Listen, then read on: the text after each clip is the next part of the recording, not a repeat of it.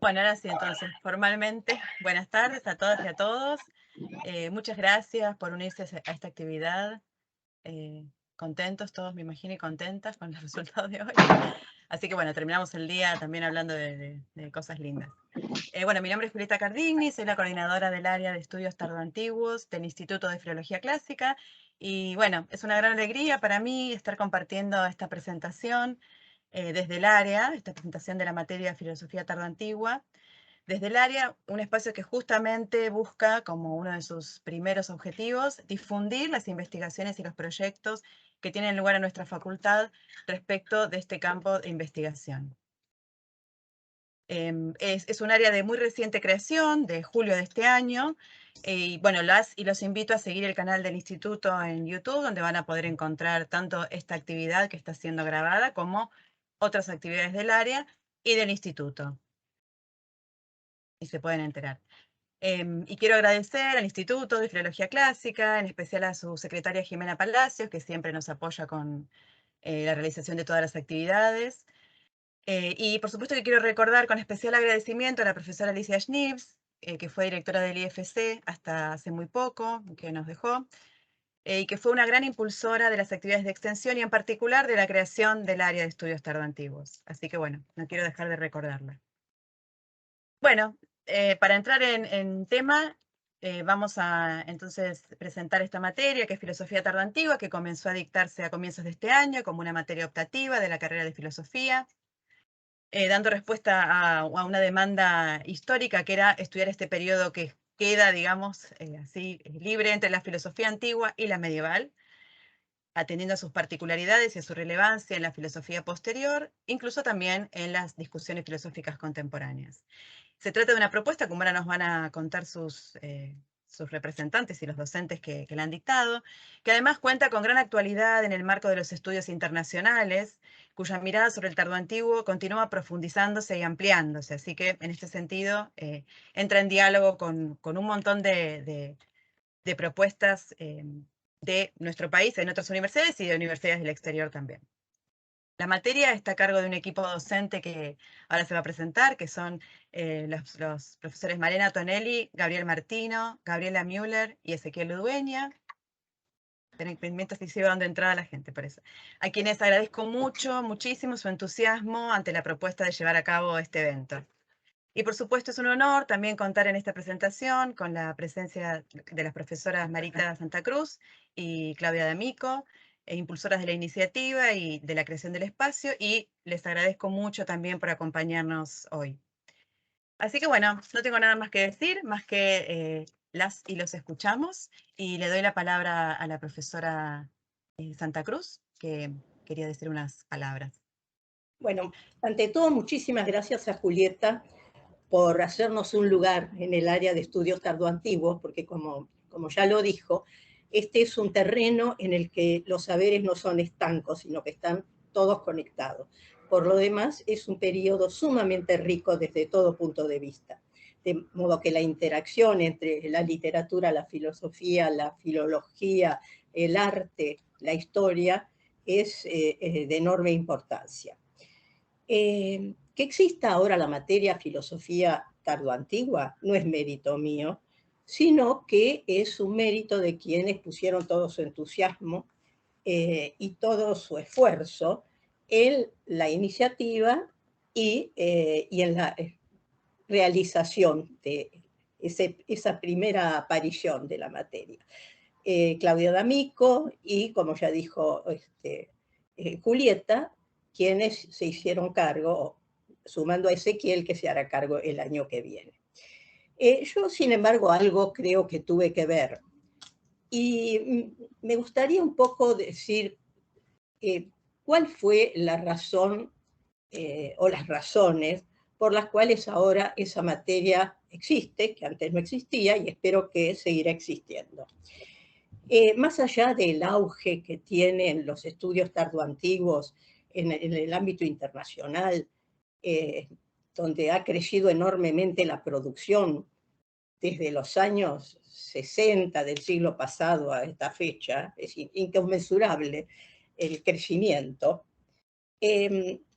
Yo he trabajado como, y no quiero ser autorreferencial, pero en historia de la filosofía antigua una cantidad infinita de años, desde que me inicié como ayudante de segunda en los años 60. A lo largo de todos esos años pasé por diversas categorías docentes y por diversos programas. Y los programas, en su mayor parte, estaban concentrados, por no decir en su totalidad, concentrados en Platón y Aristóteles, con los presocráticos antes y con un poco de suerte. Se empezaba un poquito antes con Hesíodo, con el relato mítico, con las cosmologías antiguas, y hoy, con un poco de suerte, aparecía por ahí la sofística, y con un poco más de suerte hacia el final, algo de filosofía helenística, y en algunos años, 1 o 2 clases al final de Plotino.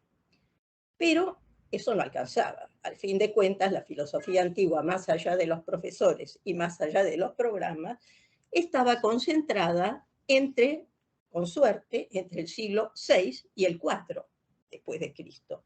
Con lo cual nos quedaban afuera la friolera de nada más ni nada menos que 8 siglos. Y esos 8 siglos no fueron siglos vacíos, ni mucho menos, sino llenos de desarrollos sumamente importantes. Bueno, eso creó en buena parte la necesidad, pero para poder llevar a cabo la materia se hacía falta mucho más. Y lo que hacía falta era gente que pudiera hacerse cargo de la materia. Y de hecho, por suerte, la había. Gente con muchos años de estudio y con una excelente formación que podía hacerse cargo, porque no basta con crear una materia si no hay quien la dicte. Casi es al revés. Cuando hay un equipo de personas que pueden llevar a cabo algo, entonces es el momento de generar ese espacio. Eso fue, yo diría, el origen. Ahora ya está en marcha y esperemos que siga en marcha y esperemos que siga entusiasmando a más y más gente, que se produzcan tesis de licenciatura, de doctorado, que se siga adelante con la materia y con seminarios también. Bueno, eso era todo lo que quería decir y agradezco de nuevo a Julieta y a todos.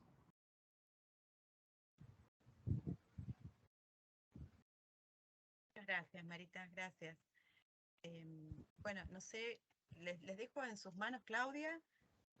Vas a decir algunas palabras también. Pues ya, bueno, lo dejo en manos de los protagonistas, que son los docentes. Bueno, no tenía previsto hablar, pero 2 palabras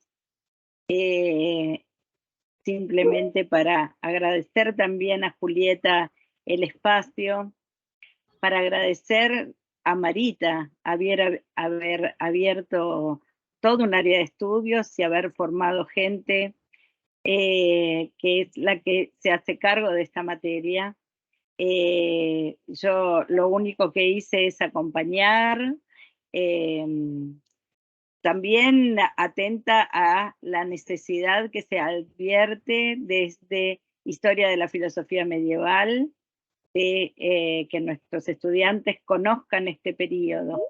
Y para hacer también una brevísima referencia a la historia personal, diré que comencé también hace muchos años mi tarea docente, no tanto como Marita, pero a mediados de los 80, y en ese tiempo, en filosofía medieval nos hacían leer el clásico texto de Jäger, Cristianismo primitivo y paideia griega, donde, bueno, empezaba a intuirse ahí algún diálogo, y el maravilloso librito de Dodds, digo librito porque es breve, pero es enorme, acerca de paganos y cristianos en una época de angustia o de ansiedad, según se traduzca.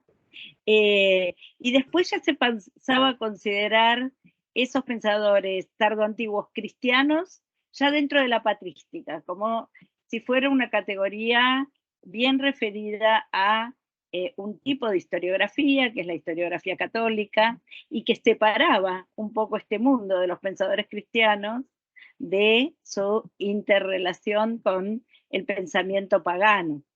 y un poco la tardoantigüedad era de los pensadores paganos y estos pensadores paleocristianos eran patrísticos.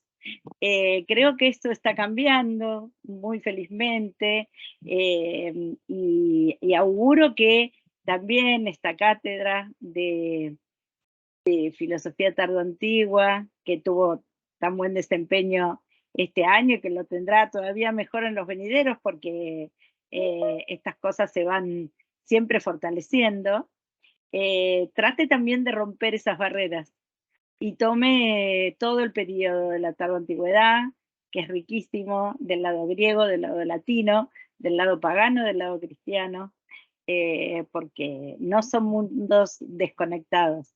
Así que bueno, les auguro lo mejor y bueno, la confianza en este grupo es completa. Así que muchas gracias, Julieta, por darnos la oportunidad de que se presenten estos contenidos. Gracias, Claudia. Perdón, Marita tiene la mano levantada, ¿quiere decir algo?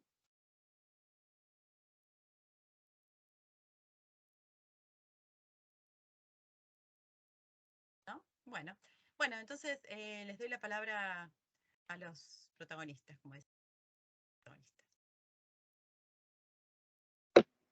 Bueno, habíamos acordado con mis compañeros y compañeras que iba a arrancar yo. Lo primero, no sé si me escuchan bien.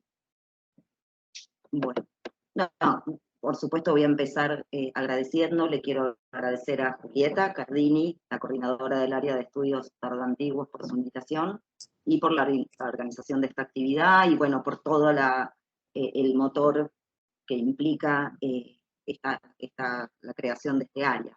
También quiero agradecer a la profesora Santa Cruz, gran maestra y referente. Ella es la que sembró el entusiasmo y la curiosidad en muchos de nosotros por temas que, como dijo, tal vez no estaban tan presentes en los programas hasta hace pocos años. Y también le agradezco a Claudia D'Amico, no solamente por apoyar y formar parte de esta materia, sino porque también, bueno, hace lo propio, ya desde hace varios años, como dijo, en la enseñanza y la difusión de la tradición platónica en la Edad Media y de sus fuentes. Sin ellas dos la materia no hubiera sido posible y es un orgullo para nosotros, hablo también por mis compañeros, contar con el apoyo y la guía de dos investigadoras y maestras tan importantes. Bueno, finalmente quiero agradecer también a mis compañeros, Gabriela y Gabriel, por el equipo de trabajo que formamos, por todo lo que compartimos, lo que discutimos y lo que disfrutamos de tener esta pasión común. Y también Ezequiel Ludueña, que se incorpora para el año que viene. Son 3 especialistas que yo admiro muchísimo, así que estoy muy contenta de formar equipo con ellos. Mi presentación va a ser muy breve, espero.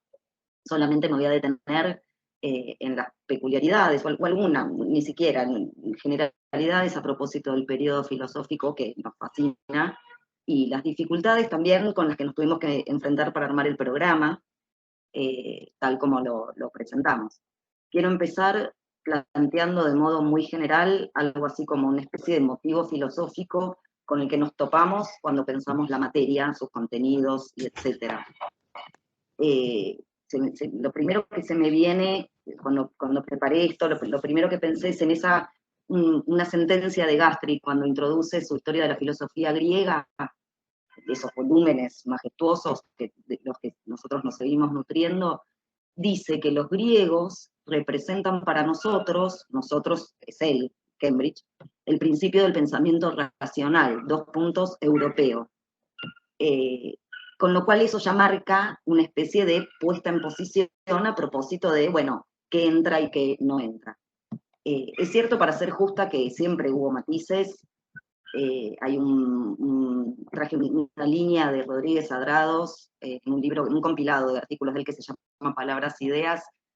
Anoté algo que él dice que me pareció que era interesante. Él dice que no es solo el aspecto crítico y racional el que define la filosofía, porque después de todo critica, y la crítica virulenta a veces es lo que había ya en los presocráticos, menciona a Xenofonte, a Genófanes, cuando habla contra Homero o Hesíodo, Heráclito contra el hombre común, Parménides contra la doxa, qué sé yo, pero dice que lo que comprendemos con el nombre de filosofía no está tan alejado del mundo de las creencias prerracionales o postracionales, religiosas o no, como el tópico querría hacernos creer.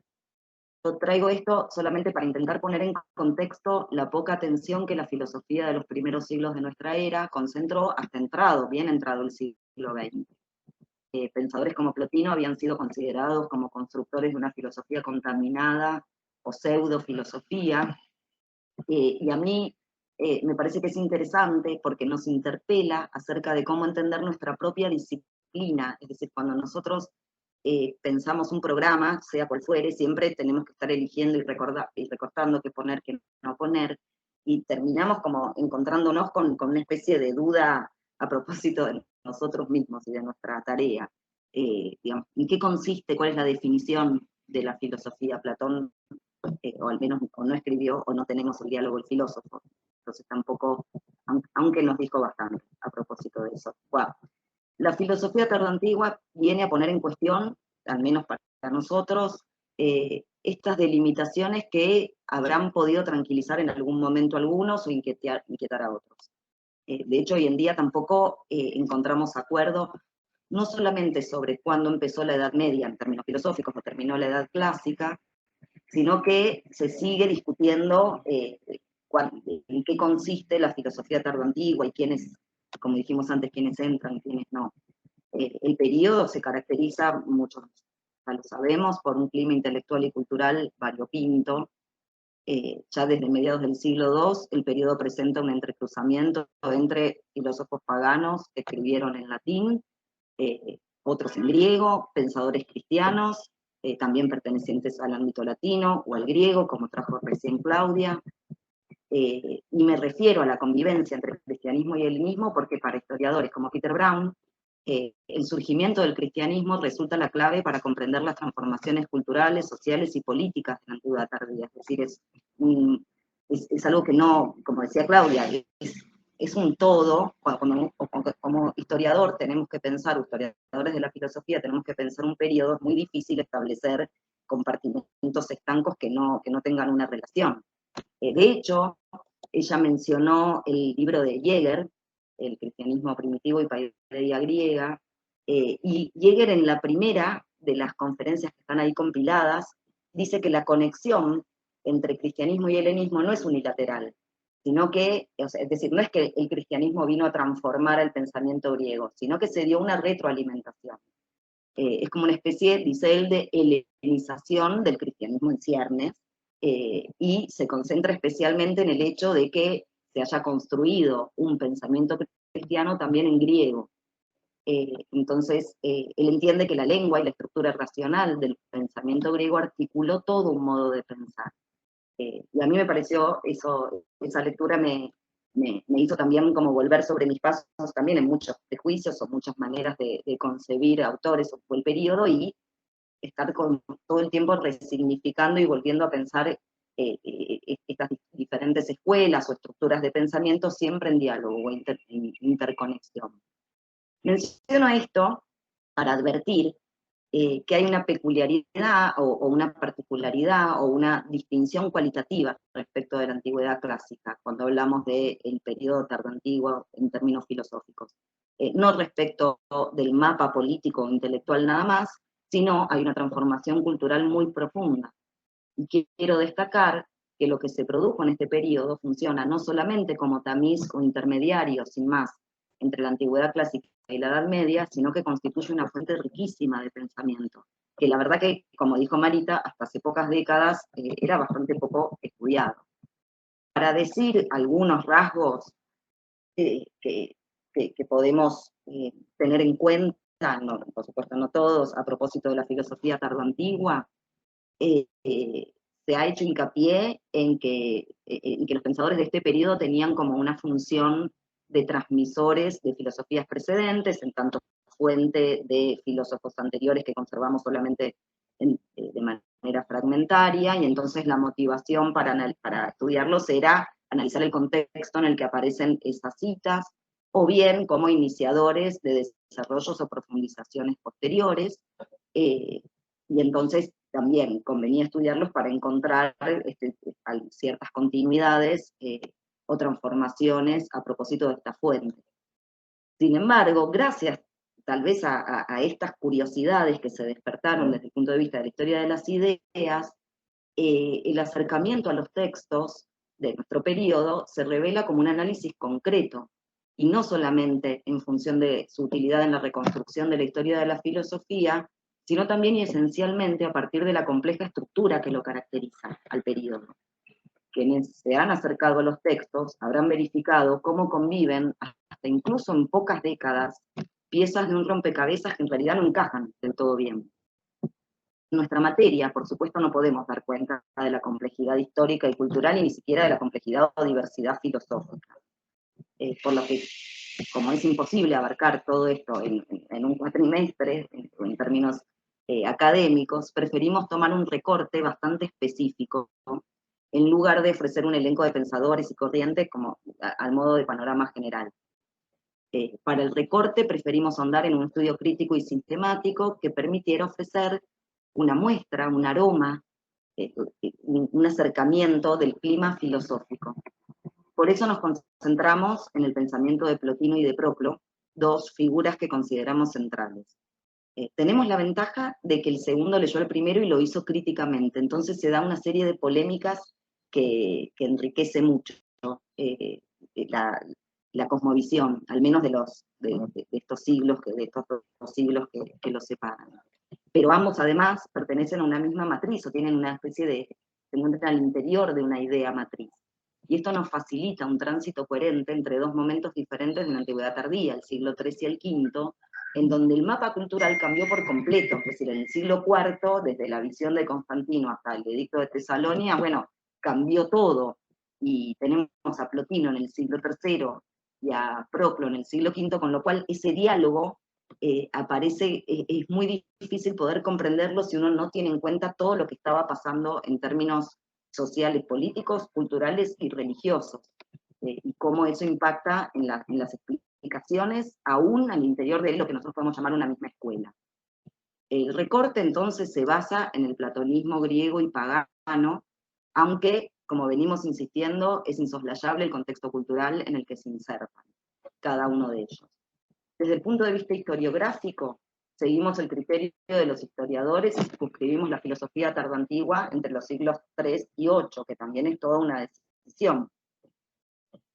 Pero, como en todo programa, tenemos que hacer no solamente un recorte temático, sino también tenemos que dar cuenta de que en la historia de las ideas, para abordar a un autor, es necesario destacar que no nace ex nihilo. Respecto de esto último, si atendemos a la bibliografía canónica, diéramos solamente la bibliografía canónica, deberíamos iniciar nuestro estudio con Plotino, ¿no?, como el iniciador de una nueva corriente, el neoplatonismo o el platonismo. Pero tenemos la convicción de que para alcanzar alguna comprensión de su pensamiento, debemos repasar su contexto intelectual, que incluye no solamente a pensadores inmediatamente anteriores, al que también atendemos, sino que también es necesario refrescar algunas doctrinas que tuvieron un impacto decisivo en su filosofía, especialmente las de Platón y de Aristóteles. Es decir, entendemos que para comprender el platonismo, que se supone inaugura Plotino en el siglo III, es necesario remitirnos a los desarrollos de la tradición platónica anteriores a Plotino. Por eso nuestro periodo, desde el punto de vista filosófico, tiene límites bien borrosos. El platonismo puede iniciarse con Platón mismo o con sus primeros discípulos, Aristóteles, Leucipo, Xenócrates. Ahora, de todos los aspectos filosóficos que podríamos abordar en el curso, nosotros nos concentramos en la doctrina metafísica. Es decir, la pregunta eje del cuatrimestre fue, y va a seguir siendo, ¿cómo está configurado lo real en Plotino y en Proclo? Eso como eje. Ahora, como dijimos, la idea es poder ofrecer un estudio conjunto con los y las estudiantes críticos de los temas, pero siempre a la luz del diálogo entre ellos y con otras corrientes y con sus influencias. De hecho, o cómo cada uno recibe o dice recibir una misma influencia desde puntos de vista muchas veces divergentes. Sabemos que Platón propuso una relación causal entre lo eterno e inmutable y lo temporal y lo cambiante. Lo primero es causa de lo segundo. Hay algo que permanece y algo que cambia. Lo que permanece es la idea, el ser, lo que es, mientras que lo que cambia es y no es, etc. No podemos decir que Plotino y Proclo adhieran a una especie de Platón dogmático, pero sí es cierto que tienen lecturas comunes a pesar de sus divergencias. Ambos leyeron a Platón en la convicción de que se encontraban allí doctrinas verdaderas. Es decir, sí adhirieron a esa relación causal entre lo eterno y lo cambiante, pero ¿cuáles son en concreto esas doctrinas que produjeron un impacto tan profundo en los pensadores que elegimos como eje de la materia? Obviamente, no, ni en un cuatrimestre, ni en 2, ni en 10, uno puede llegar a ser exhaustivo, es decir, analizar todo el sistema de pensamiento como si fuera algo clausurado y imposible de hacer, pero sí, en nuestro programa, incluimos un estudio de algunos pasajes de Platón, al menos al inicio de la primera unidad, porque nos interesa ofrecer un panorama de algunos puntos clave que los neoplatónicos encontraron en los diálogos de Platón.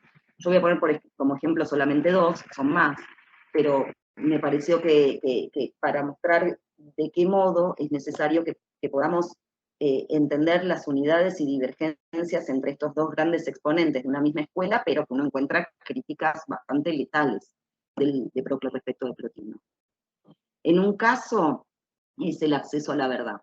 Como recién señalé, tanto para Plotino como para Proclo la verdad existe y puede ser alcanzada. Y ellos entendieron que para Platón también.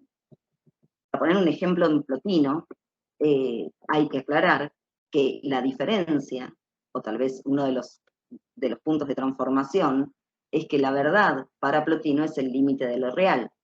Antes de eso hay un principio que lo asocia con la famosa sentencia que lee en la Alegoría del Sol de República 6 de Platón, a propósito de que el bien está más allá de la usía. Esto nos lleva al otro de los puntos clave, que es que hay un principio anterior a las ideas, al ser, a la usía o a la verdad. La propuesta es que en nuestra materia, en filosofía tardoantigua, podamos poner en contexto pasajes como este, o como los de las primeras 2 hipótesis del Parménides, o algunos seleccionados del Sofista, a los que Plotino y Proclo aluden permanentemente, porque nos interesa hacer una lectura crítica del uso que hacen de afirmaciones que encontramos en los diálogos de Platón. Por eso, en la primera parte del programa, de la primera unidad, nosotros proponemos una lectura de algunos momentos de los diálogos de Platón, que seguramente son muy conocidos para todos y todas, pero queremos mostrar el modo peculiar que el llamado platonismo de la antigüedad tardía, como si fuera un bloque, se apropió de la lucidez clásica para transformarla, renovarla y generar nuevas discusiones, nuevas preguntas, que aunque tal vez sean una sola, persisten en sus despliegues en la búsqueda de alguna respuesta que tal vez sea, ojalá, inalcanzable. Bueno, a mí me tocaba presentar un poco el esquema general, la propuesta general, y el programa es bien extenso, como dijimos recién. El eje central es Plotino y Proclo, que es lo que se lee en prácticos, también teóricos, pero en teóricos proponemos estas unidades en donde presentamos antecedentes doctrinales de lo que después van a desplegar estos 2 exponentes del neoplatonismo. Así que, para continuar, le paso la palabra a Gabriel, que él se va a ocupar del tramo siguiente. Les agradezco a todos por la atención. Gracias, Malena. ¿Me escuchan bien? Bárbaro. Bueno, yo también quiero agradecer primero de todo a Julieta por habernos invitado en este espacio a presentar la materia. Agradecer también al Instituto de Filología Clásica. Agradecer, por supuesto, a las profesoras María Isabel Santa Cruz y Claudia D'Amico. Agradecer a mis compañeras Malena, Gabriela y a Ezequiel también, que se suma en la próxima edición de la materia. Bueno, estoy muy contento de poder participar de esta presentación y también estoy muy contento de ser parte del dictado de esta materia, que es una gran oportunidad. A mí me causó mucho placer el dictado el cuatrimestre anterior de la materia, si bien fue un trabajo intenso. Y ese gusto y ese placer de haber dictado la materia fue también combinado con muy lindas devoluciones de parte de los alumnos. Hace relativamente poco me crucé en la puerta de la facultad con un alumno y entonces él me comentó que le había gustado mucho la materia, que le había parecido muy bueno el programa, la selección de los contenidos, así que eso fue también muy motivador. Yo no ubicaba en su cara con su nombre, entonces le pregunté, bueno, ¿y cómo te llamas? Me dijo su nombre, había sido un alumno de 10, entonces eso también sumó a la motivación de ver que una persona muy comprometida con el estudio había aprovechado y disfrutado la materia. Fue algo muy lindo recibir esa devolución. Bueno, como ya dijeron todos ustedes, dictar esta materia implica abordar un periodo muy extenso. Y si bien es algo nuevo que se dicte esta materia, sin duda, como dijeron las profesoras Santa Cruz y D'Amico, algo tuvieron que ver ellas. Yo tuve la suerte de cursar Historia de la Filosofía Antigua cuando la profesora Santa Cruz dictaba la materia Historia de la Filosofía Antigua en el año 2001 y tuvimos unos últimos teóricos dedicados a Plotino. Eso fue, digamos, cuando yo tomé conocimiento por primera vez y leí por primera vez a Plotino, y desde ese momento creo que quedó, bueno, prendido mi interés hacia Plotino, y posiblemente no menos también a la profesora Santa Cruz, que había dictado esos teóricos y con quien verdaderamente sigo trabajando casi desde ese entonces.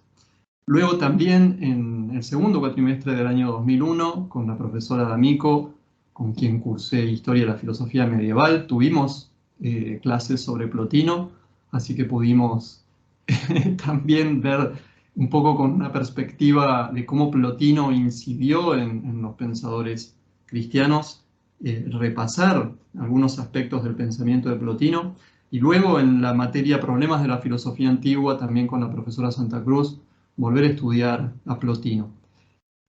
Con lo cual, bueno, antes, y seguramente en medieval esto continúe de alguna manera, la figura de Plotino estaba presente, estaba muy presente en los dictados, si bien de estas materias troncales, si bien no teníamos, bueno, esta materia. Eso además de seminarios de grado y de posgrado, que bueno, todos los que estamos cursando esta materia pudimos cursar y aprovechar afortunadamente. En cuanto a los contenidos de la materia que yo abordo, que abordé el dictado anterior y que seguramente retome el año que viene, bueno, tienen que ver en las clases teóricas con las figuras de Aristóteles, Alcinoo y Plotino. Malena ya comentó cómo la figura de Platón y la figura de los pensadores que nosotros estudiamos se enmarcan en la tradición platónica, pero no es menor la incidencia de Aristóteles en esta tradición, ya sea como un platónico, que lo pensemos como un platónico o no, ¿sí? Porque ahí en la antigüedad tardía o medio tardía, las voces de los platónicos son disidentes en cuanto al papel, al valor de Aristóteles, en relación, tanto en sí mismo como en relación con la filosofía de Platón. Hay quienes dicen que hay que leer a Aristóteles en relación con Platón.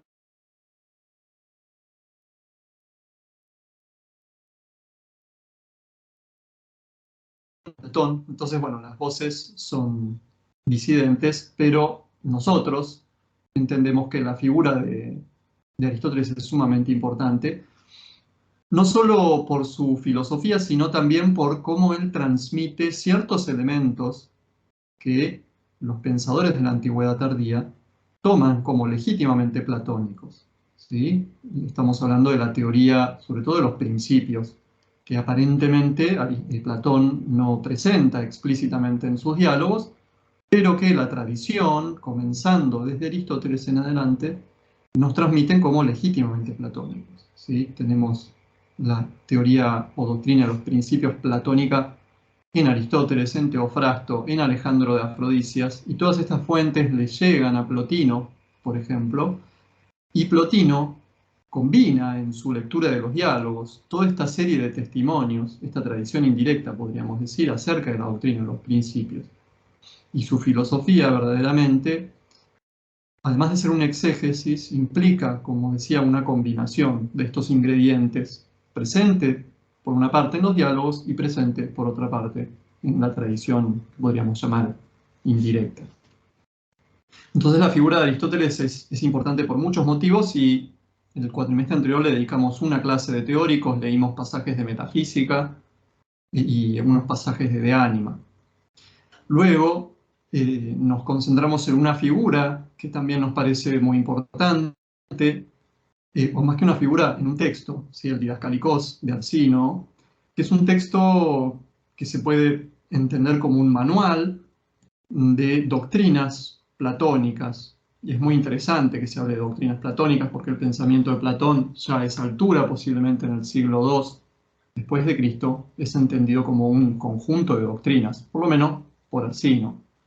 Y así presenta la filosofía de Platón como un conjunto de doctrinas. Y este texto, además de informarnos acerca de cómo se entienden esas doctrinas, nos habla de cómo se lee a Platón, ¿sí? Porque, como nosotros sabemos, Platón no escribió tratados, escribió diálogos, ¿sí? Y lo que tenemos son personajes discutiendo distintos problemas filosóficos. Entonces, hablar de Platón como alguien que sostiene doctrinas implica considerar que hay, por ejemplo, un portavoz de Platón en los diálogos. Implica también ver qué se hace cuando Platón o un cierto portavoz de Platón en un diálogo dice una cosa y en otro diálogo dice algo diferente. Entonces, todo ese procedimiento de lectura, que podríamos también llamar exegético, se desarrolla en esa época, ¿sí? En los primeros siglos, podríamos decir, de la era cristiana, aunque no estemos hablando de pensadores cristianos, y ese método de lectura es heredado también por Plotino. En ese sentido, Plotino es, por una parte, un heredero de una tradición textual, pero también es heredero de una tradición de lectura de esos textos. En alguna medida, explorar estos antecedentes que tienen un valor propio nos hace relativizar el papel de Plotino como un revolucionario, digamos, del pensamiento o de la tradición platónica. ¿Sí? Esto de considerarlo como el padre del neoplatonismo, el iniciador del neoplatonismo, en alguna medida se atenúa, ¿sí? Porque vemos que algunos elementos de sus doctrinas y algunos elementos de su procedimiento de lectura están bastante ya consolidados y desarrollados con anterioridad. Pero, bueno, al mismo tiempo, leer estos antecedentes, tomar en cuenta estos antecedentes, nos permite comprender mejor a Plotino. Entonces, al relativizar esa imagen, al mismo tiempo estamos pudiendo, creo yo, comprender mejor su pensamiento y sus propuestas, los problemas que él plantea y las soluciones que él plantea a esos problemas. Bueno, en cuanto a Plotino, nosotros tomamos 4 clases en los teóricos, luego de haber dado estas clases de Aristóteles y de Plotino, y las clases estuvieron organizadas temáticamente. La primera de ellas dedicada a la concepción de lo uno, el primer principio en la metafísica plotiniana. Una segunda clase al principio de la inteligencia, que es el segundo principio en la metafísica plotiniana, y a la relación de lo uno con la inteligencia. Una tercera clase a la doctrina plotiniana del alma, que es problemática. y una cuarta clase dedicada a la antropología plotiniana. Malena hace un ratito decía que bueno, el curso se centraba en la concepción metafísica plotiniana, la estructura de lo real, podríamos decir, y si bien nosotros dedicamos una clase a la antropología, bueno, tenemos que tener en cuenta que el hombre es concebido por Plotino como una parte o un ingrediente de esta realidad. Entonces, es de esa manera que también nosotros abordamos esta antropología filosófica y terminamos los últimos minutos de la clase con lo que se conoce como la mística plotiniana, ¿sí? Que tiene que ver con, bueno, el retorno del hombre, del ser humano, o la elevación hacia los principios, primeros principios. Bueno, entonces, como podemos ver, por lo menos hasta la parte que está a mi cargo en los teóricos, eh, estamos dentro del marco de la tradición platónica y esto es consistente también con la idea y el hecho, tal vez, o la interpretación de que el platonismo es en la antigüedad tardía el protagonista de la escena filosófica. ¿Sí? Pensemos que incluso los comentadores que comentan a Aristóteles en la antigüedad tardía son platónicos o neoplatónicos. Y las escuelas helenísticas van perdiendo cada vez más su incidencia, ¿sí? Ya a la entrada de la antigüedad. Así que bueno, esto es brevemente lo que quería compartirles. Más, le cedo la palabra a Gabriela Müller. Les agradezco. Gracias, Gabriel. Bueno, yo soy Gabriela Müller. Me sumo rápidamente para no volver a mencionar todos los agradecimientos a Julieta, a Marita, a Claudia. También un poco el recorrido académico, intelectual que con Gabriel y con Malena en gran medida compartimos, ¿no? Esto de haber cursado Historia de la Filosofía Antigua, habernos acercado ahí a Plotino en una o dos clases, después cursar con Claudia, bueno, todo eso un poco está compartido, así que me sumo un poco a esa explicación. Y lo importante que es para nosotros poder estar dando en estos momentos una materia sobre estos temas. Es realmente una especie de revolución y de cosa muy, muy entrañable, muy, muy querida, muy emocionante. Realmente creo que lo hemos vivido así los tres.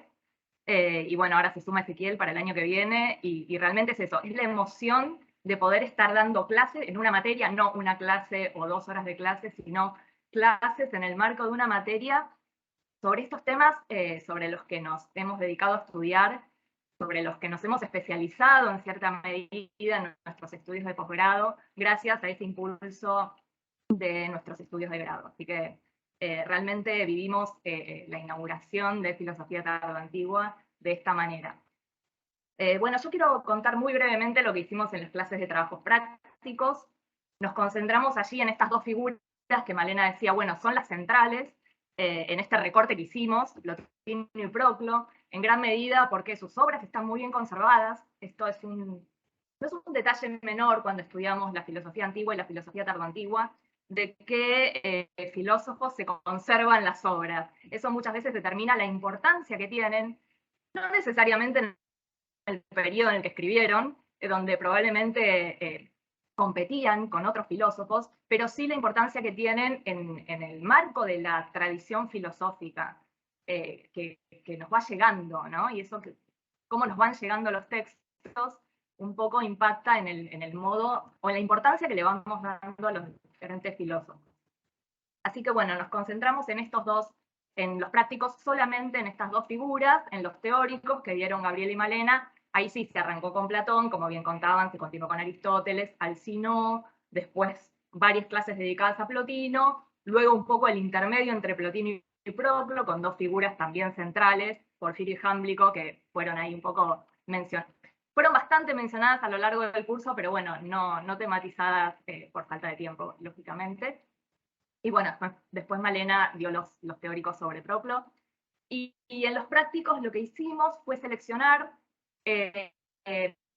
pasajes de la obra, enorme obra conservada de estos dos filósofos, pasajes muy breves para poder analizarlos en el práctico, hacer una lectura muy minuciosa, lo más minuciosa posible de textos bien acotados. En el caso de Plotino eso se facilita bastante porque tenemos las Eneadas, el corpus textual de Plotino, y dentro de las Eneadas hay tratados que son bien breves. Elegimos uno central, que es el 5.4, la Eneada Quinta, el tratado número 4, que es un tratado muy breve, tiene solamente 2 capítulos, son 4 carillas en la edición griega, digamos, en una traducción son menos, 2 carillas, y le dedicamos las primeras 5 o 6 clases de trabajos prácticos a leer esas 2 páginas, realmente con mucho detalle, y es un tratado muy interesante porque habla precisamente del primer principio, lo 1, y de cómo se genera lo segundo a partir de eso primero, ¿no? Y cómo en lo segundo ya encontramos un primer nivel de multiplicidad. Entonces ahí el problema de lo uno y lo múltiple es muy importante e interesante en estas figuras, y este Tratado 5.4 nos permite abordar ese tema. Y otra ventaja que tiene este Tratado 5.4 de Plotino es que tiene una estructura fuertemente argumentativa.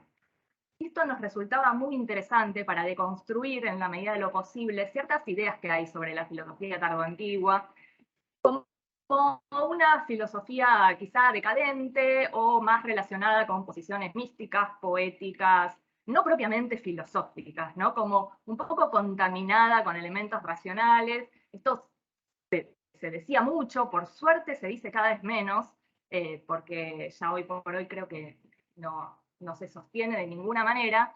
Y entonces, al trabajar y hacer una lectura minuciosa de un texto de Plotino, donde claramente se ve una estructura argumentativa muy clara y muy precisa, bueno, un poco nos permitió reflexionar sobre esta cuestión y de construir estas ideas que atravesaron este periodo histórico, ¿no? Y sobre todo en lo que atañe a la filosofía, tan caracterizada siempre con el pensamiento racional, etcétera. Bueno, mostrar cómo estos pensadores, en estos pensadores eso está fuertemente presente.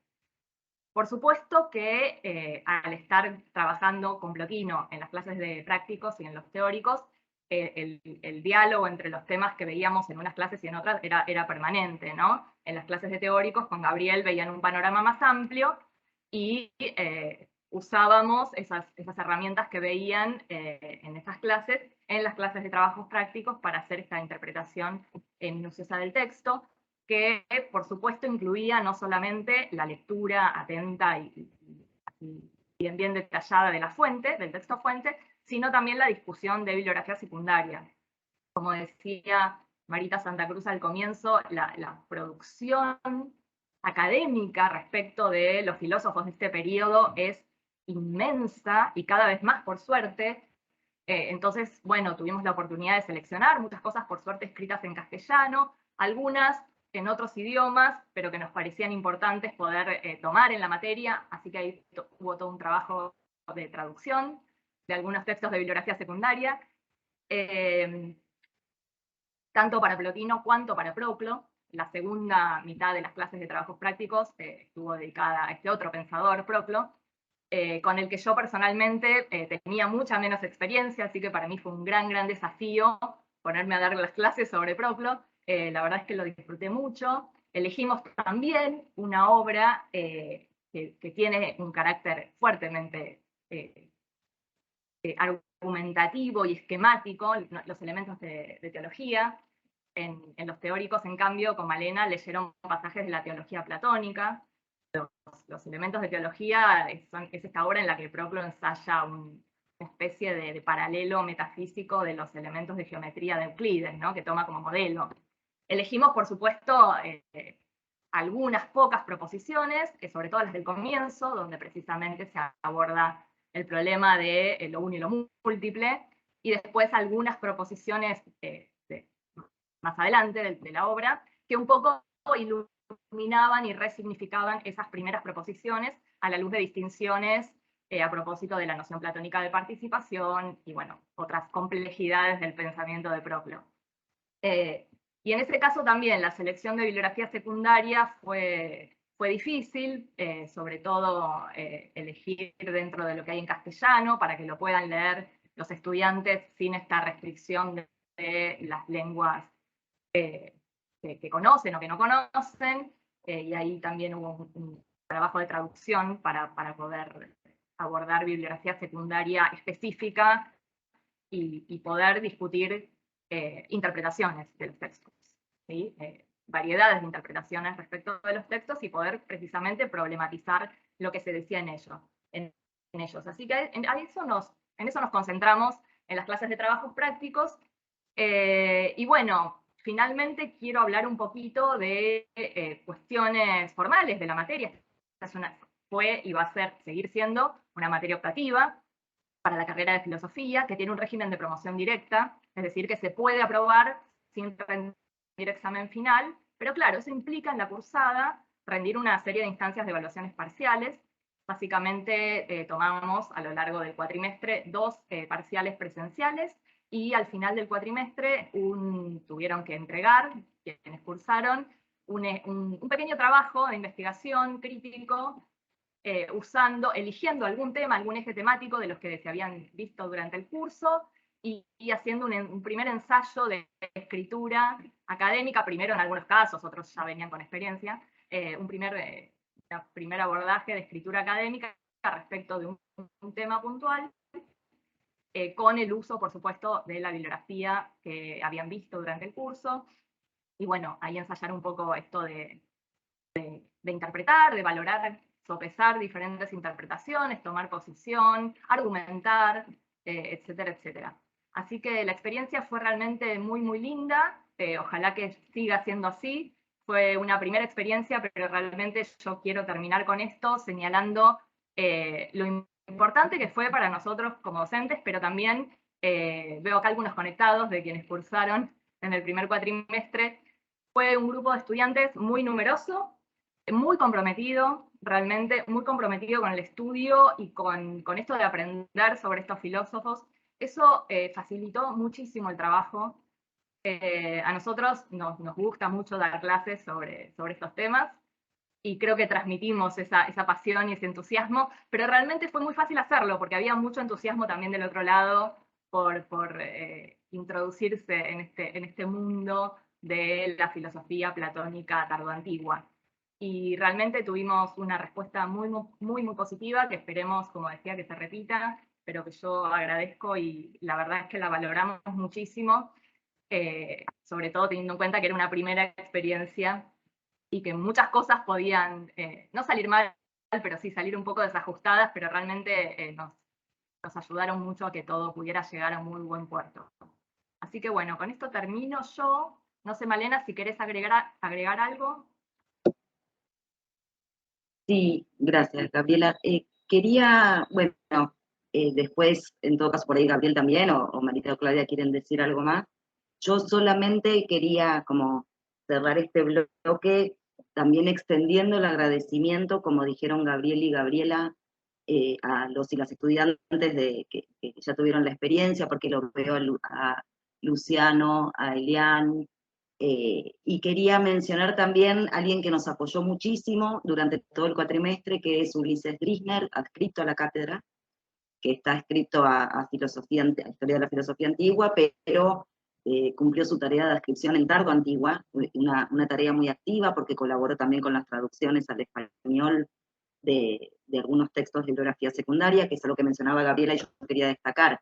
Hay muchísima producción, como dijeron, no tanta en español, es decir, hay cada vez más en español, pero hay bastante poco, con lo cual hay ahí un área de vacancia en la que podemos nosotros trabajar y contribuir y hacer aportes. Hasta incluso la profesora Santa Cruz tradujo especialmente para la cátedra, para el dictado, 2 textos de bibliografía secundaria, así que nos pudimos beneficiar de la ayuda de muchas personas, y el acompañamiento y la guía. Pero bueno, no quería dejar de mencionar a Ulises, que no se pudo conectar hoy, pero que fue también muy importante, y con él también como representar un poco que esto sigue, digamos, no termina en nuestra generación, sino que hay toda una nueva generación. También lo veo a Nicolás Torres Reza conectado, que es estudiante de doctorado de la UNLP, está haciendo su doctorado y es becario con ISET con temas sobre Plotino. En el caso de Nicolás, en la Universidad de La Plata, es la primera tesis de licenciatura que hubo en muchísimos años sobre Plotino, que ya la aprobó hace algunos años atrás, con lo cual hay, digamos, esto es como una especie de catarata que creo que se ha iniciado y que no va a terminar pronto, al contrario, parece que se está extendiendo cada vez más con el impulso de los jóvenes y de las estudiantes jóvenes, y eso nos llena de alegría.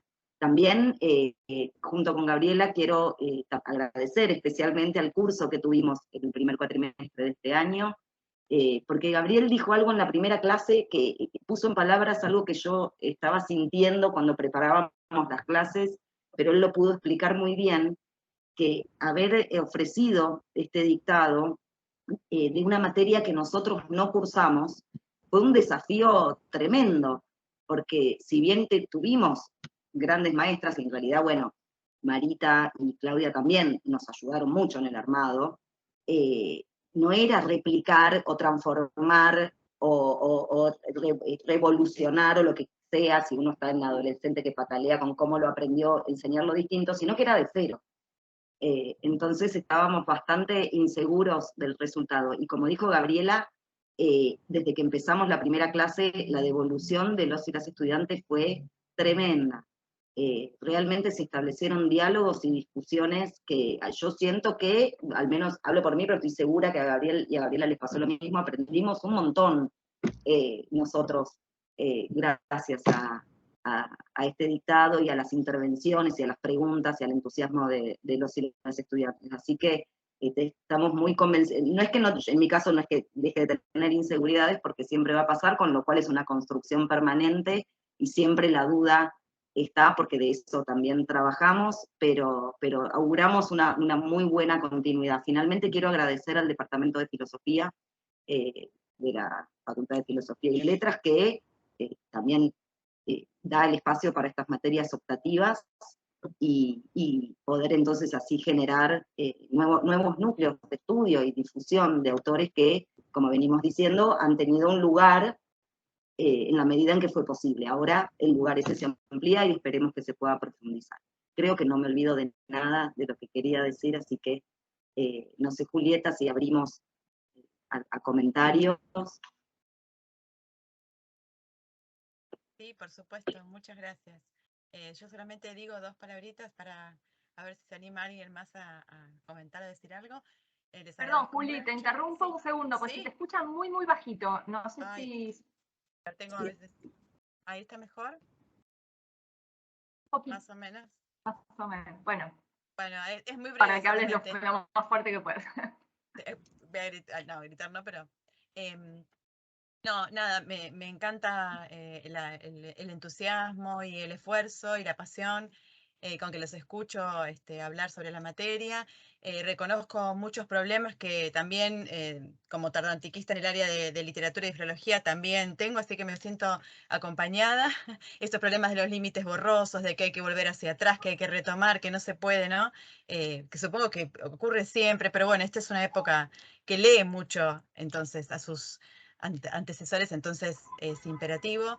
Y también, bueno, me gusta mucho, quiero recuperar esta imagen de esta idea de algo que se siembra y que va creciendo, ¿no? Y tenemos a la profesora Santa Cruz, a la profesora D'Amico, y están ustedes, están los estudiantes, ¿no? Y siempre, bueno, esta idea que con un poco lo que todos decían y vos decías, Malena, de que esto es algo que va creciendo y que va a tener continuidad y que la verdad que eso me genera mucha alegría y mucho entusiasmo.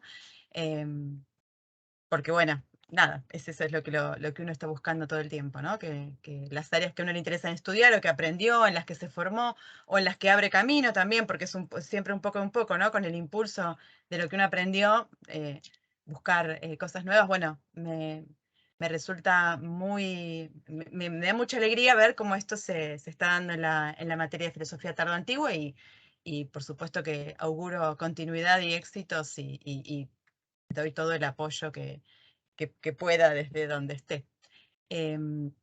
Bueno, y no sé si alguien quiere hacer algún comentario, tenemos unos minutitos para ya se nos fue haciendo de noche, veo algunas algunas pantallas que se fueron oscureciendo. Pero bueno, unos minutitos si alguien quiere comentar algo, preguntar, tenemos, así que abro así el espacio para conversar.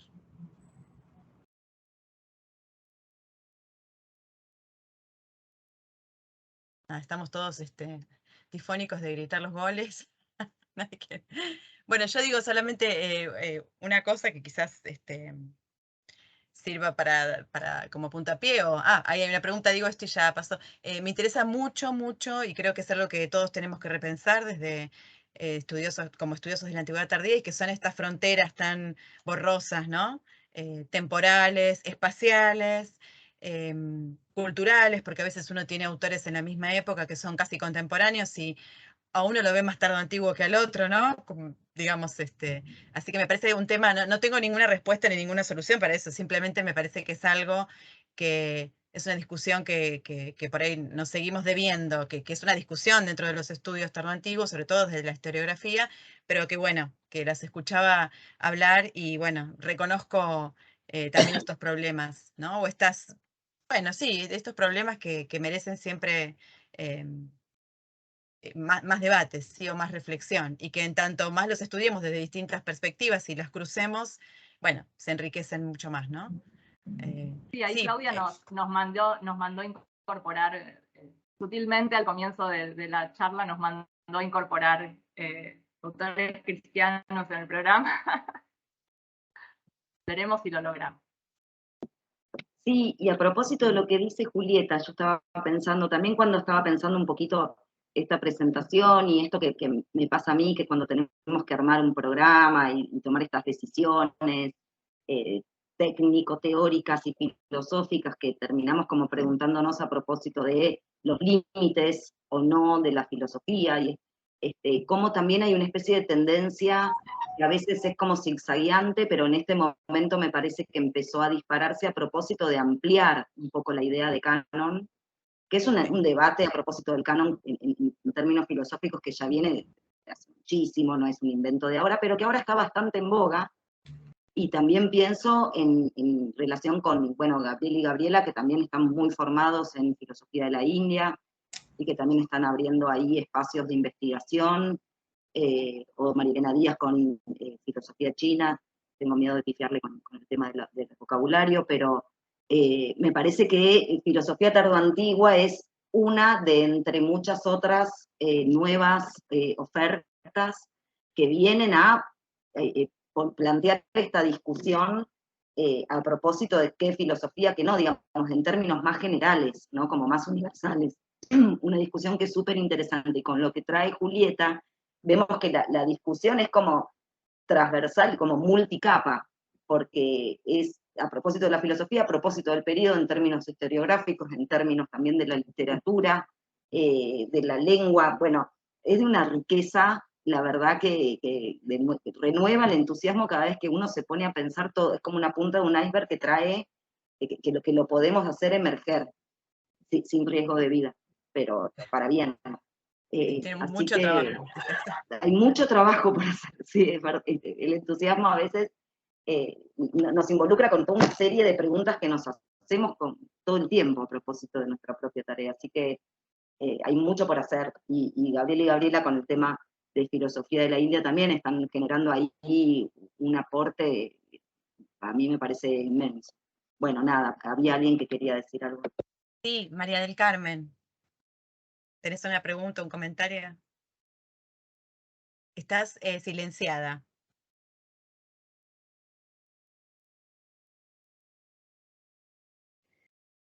Bueno, yo este año, compañeros y yo hemos cursado dentro de este curso de los adultos mayores la historia de la filosofía medieval, y tuve al profesor Ezequiel Ludueña. Yo no tenía ni idea de quién era Plotino, porque nosotros pertenecemos todos a carreras diferentes.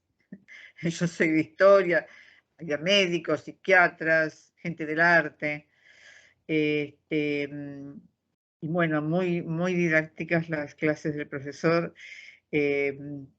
supe quién era Plotino, yo no tenía la más mínima idea de que existía un filósofo Plotino, pero la primera clase casi me voy porque digo, Dios mío, ¿esto qué es? Pero bueno, después fuimos elaborando, y para mí la filosofía es maravillosa, yo la sufro, pero es maravillosa, y por eso estamos haciendo los trayectos. Pero bueno, este curso es para los estudiantes de la carrera, es decir, los alumnos que tienen ya la formación, el vocabulario, el trayecto, todo el recorrido que les va a ser realmente beneficioso esta cursada, pero no es para todo el mundo.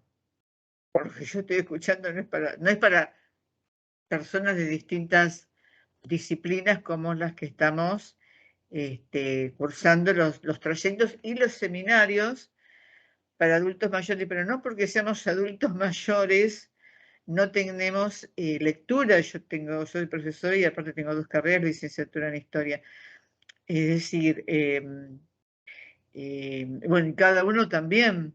Entonces, realmente estos trayectos y estos seminarios, porque además tenemos los seminarios, son altamente beneficiosos y excelentes. La verdad, los profesores, la bibliografía y todo, la formación de ellos, bueno, todo. Bueno, no quiero, porque me parece que yo soy un elemento así medio raro en esta presentación, porque, bueno, porque quería manifestar eso, ¿no? Que no es un curso para todos, ¿cierto? No. A ver, me parece que puede... Sí, puede ser Gabriel, que querías responder. ¿O Claudia? Yo puedo decirle algo porque he estado en la diplomatura. Marita, perdón, no la escuché. Sí, nosotros tuvimos a la profesora Claudia D'Amico en 2 clases magistrales. Marita quedó silenciada. Sí, no la terminamos de escuchar, Marita, porque se silenció. Ahí. Sí. Ahora sí.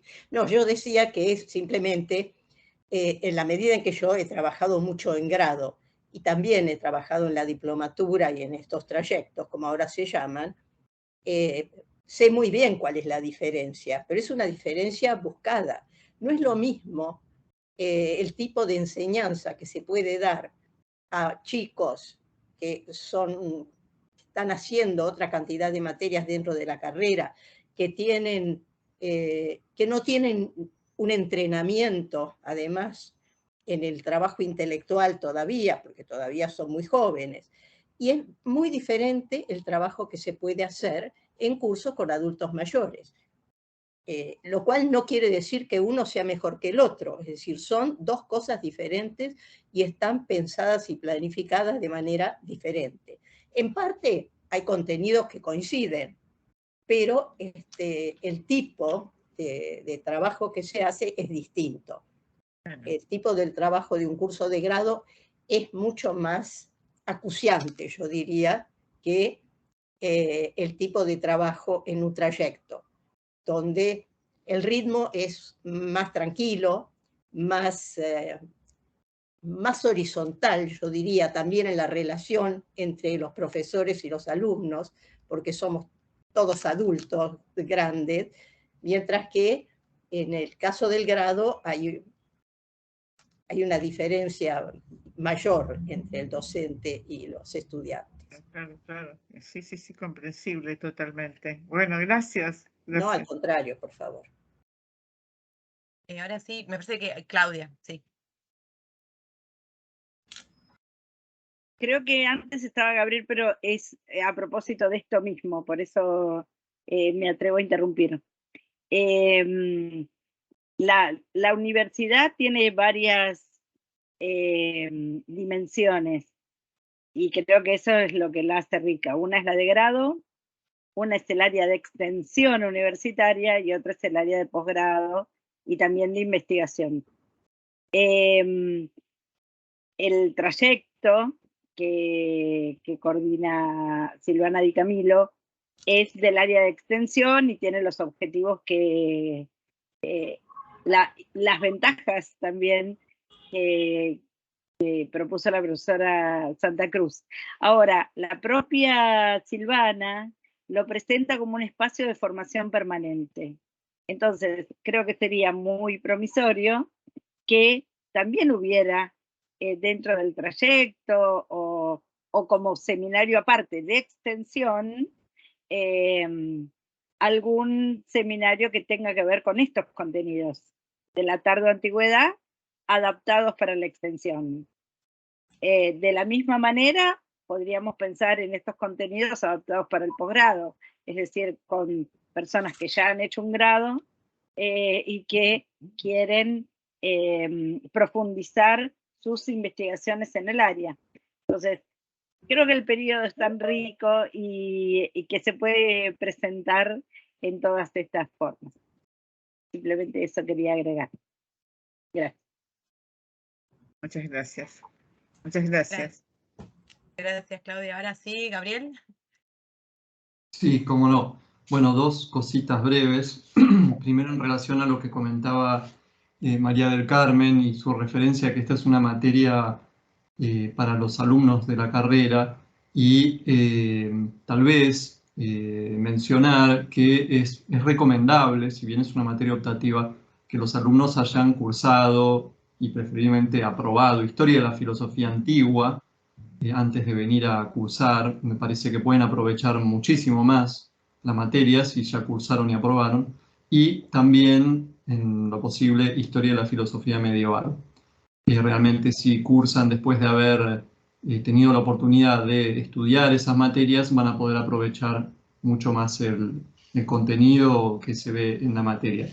Y quería hacer también un breve comentario sobre lo que comentaba Julieta, y Julieta retomó la analogía o la metáfora de las fronteras, hablando de los problemas relacionados con estudiar algo como la filosofía tardoantigua. Yo quería desarrollar un poquito esta metáfora, si quieren, de las fronteras, y podríamos decir que cuando vamos por una parte, que no es lo mismo mapa que territorio, y por otra parte, cuando vamos al territorio, encontramos fronteras naturales y fronteras que no son naturales.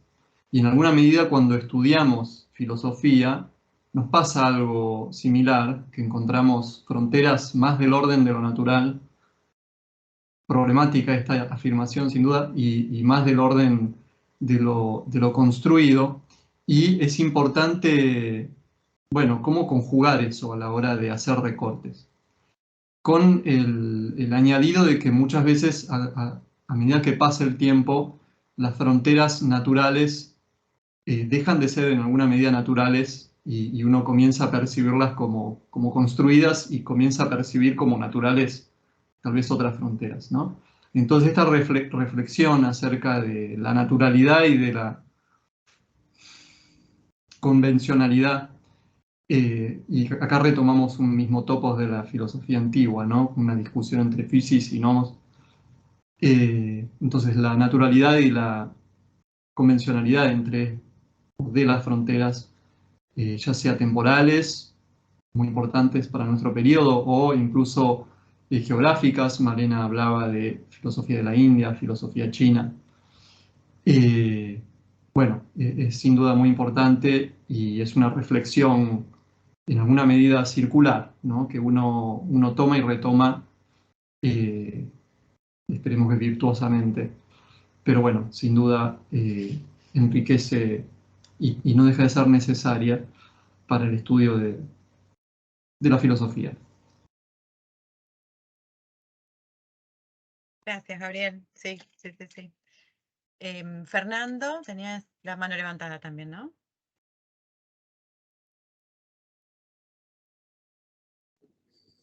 Sí, la consulta tenía que ver, bueno, muchas gracias por la presentación, fue muy clara. Y la consulta tenía que ver con dos temas. Uno, si hay un cronograma para el año que viene de qué días se dan y horarios se dan teóricos y prácticos.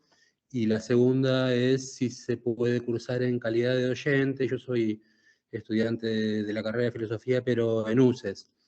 Y la verdad que no sé si tengo tanto interés en matricularme, pero sí, cuando uno aborda la filosofía medieval, la filosofía moderna, la filosofía del Renacimiento, el neoplatonismo está por todos lados y es algo etéreo que nunca profundizamos y que es necesario, ¿no? Porque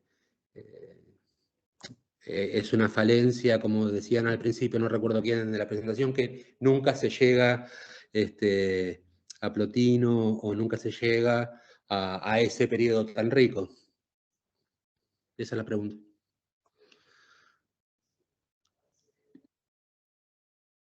No sé quién quiere responder, pero es para ustedes, claramente. No, yo una cosa muy, muy breve respecto de los horarios y los días del dictado. Bueno, nosotros por supuesto tenemos un acuerdo, pero como todavía no hay una difusión por un tema de aulas, bueno, hay todo un proceso que no sé si lo que digamos ahora tranquilamente, tal vez sea lo mismo no decir nada, porque puede variar.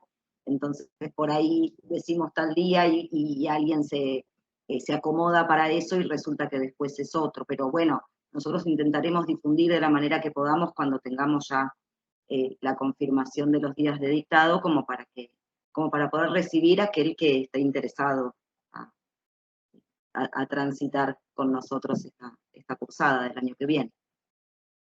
Sí, entiendo que el Departamento de Filosofía publica los días y horarios de clase diría el mes de febrero, fines de febrero. Sí, tal vez fines de febrero o primera semana, no sé cuáles son los periodos de inscripción.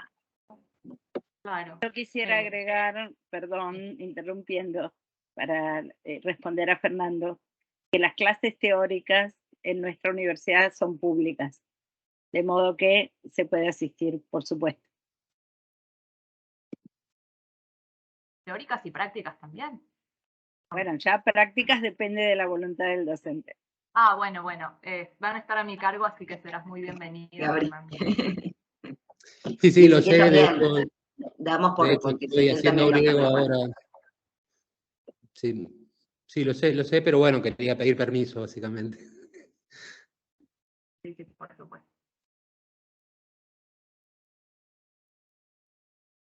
Bueno, hay algunos comentarios en el chat de felicitaciones y de deseos de éxitos, que bueno, les transmito, igual los pueden leer. Y no sé si hay algún otro comentario más, algo más que alguien quiera agregar. No veo manitos, ni gestos tampoco en la pantalla. Mariano, pues. Te voy a agradecer, Julieta, en nombre.